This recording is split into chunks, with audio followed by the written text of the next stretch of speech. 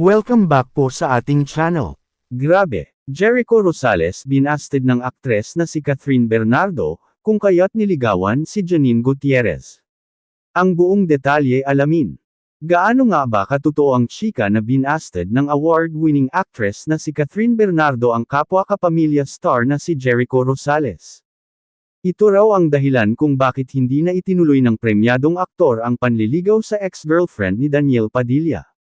Kasunod nito, pumutok naman ang chika na nagkakamabutihan na raw sina Jericho at Janine Gutierrez dahil sa kumalat na mga litrato nila together habang nasa National Museum sa Manila.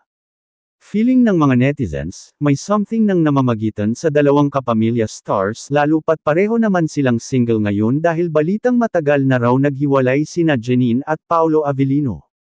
Nabasa rin namin sa Instagram page ni Janine ang comment ng nanay niyang si Lotlot De Leon na, excuse me po, sino po kasama mo nagpunta dyan? Nag-reply sa kanya si Jericho at sinabing, nag-doorbell po ako para magpaalam pero hinabol ako ng aso eh. Sa mga nabasa naming comments ng netizens, mukhang kumbinsido na silang exclusively dating na sina Echo at Janine at in fairness, marami namang boto sa kanila kung totoong ang playing beautiful music na sila together.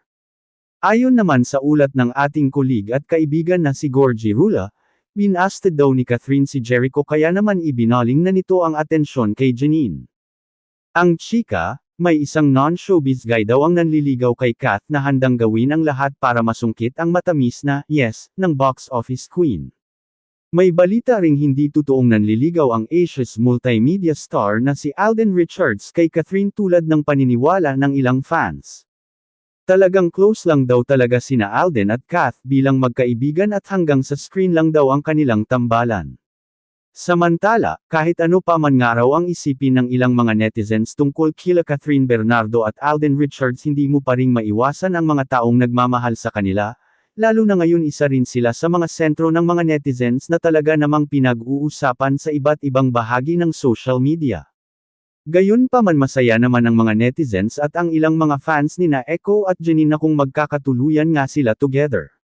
Dahil paniniwala ng ilang mga fans nito mukhang sila ang itinadhana sa isa't isa huwag at na sana silang gumamit pa ng ilang mga personalidad, lalo na't alam naman ng lahat kung ano ang mayroon sila ni Paolo Avellino noon, yun ay parte lamang ng kanilang pelikula na pinagbibidahan kung kaya't maraming mga fans nito ang hindi makamove on sa aktor at aktres.